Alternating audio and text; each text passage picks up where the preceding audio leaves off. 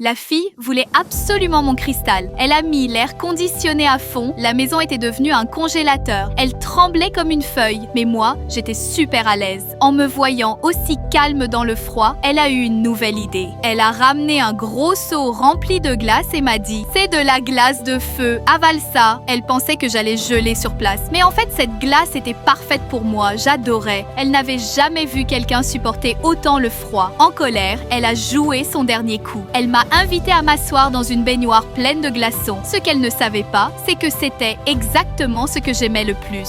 Je lui ai dit « Viens avec moi ». Pour sauver la face, elle est restée une demi-heure dans la glace avec moi et ses jambes sont vraiment devenues toutes engourdies. Elle était folle de rage. Elle est allée dans la chambre froide de son copain, a volé son pantalon en laine bien chaud et l'a mis. Pendant ce temps, moi j'étais dans son congélateur. Je cherchais un truc à grignoter. J'ai pris un poisson frais, j'ai soufflé dessus. Il a gelé instantanément. Je l'ai mangé tranquillement comme une glace.